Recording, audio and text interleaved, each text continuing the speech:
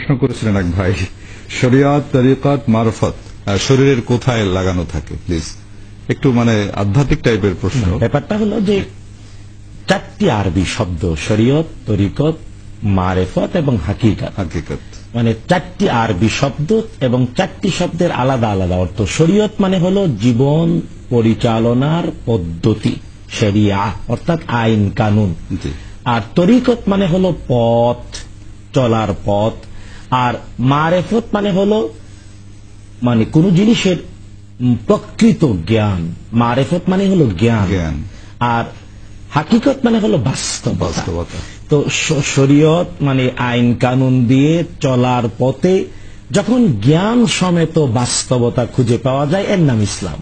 তাই ইসলামের মধ্যে শরীয়ত আছে, তরিকত আছে, মারেফত আছে, হাকিকত আছে এবং চাইরটাই ব্যক্তির জীবনে প্রতিভাত হবে, পরিস্ফুটিত হবে। এখন যদি কেউ মনে করে যে শরীয়ত মানে কেবল নামাজ, আর মারেফত মানে নামাজ না পড়া, আর হাকিকত মানে হলো নামাজও নাই, মানে রোজাও নাই, গায়ের পোশাকও নাই, এর নাম হাকিকত।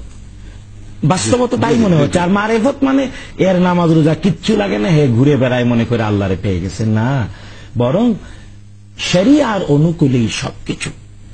আমরা এখন এটাকে আলাদা আলাদা করে যেভাবে চর্চা করতে চাই, আসলে এগুলা বিভ্রান্তি।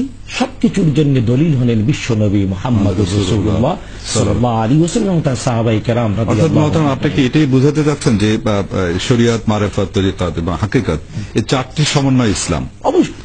একটিকে বাদ দিয়ে আরেকটা হবে না। আর এগুলা কি, ব্যাপারটা কি, একটা ছাড়া আরেকটার অস্তিত্বই থাকবে না, বিলীন হয়ে যাবে। শরীয়ত যদি না থাকে তাহলে কিসের তরিকত? আর শরীয়ত যদি না থাকে কিসের মারেফত? শরীয়ত যদি না থাকে কিসের হাকিকত? এক্ষেত্রে অগ্রাধিকার ভিত্তিতে অবশ্যই শরীয়ত এক, মানে প্রথম সিরিয়াল। যেমন এক বাদ দিয়ে চারে কেউ যেতে পারে না, এক বাদ দিয়ে তিনে কেউ যেতে পারে না, এক বাদ দিয়ে দুয়ে যেতে পারে না, থাকে না। জি, অনেক সুন্দরভাবে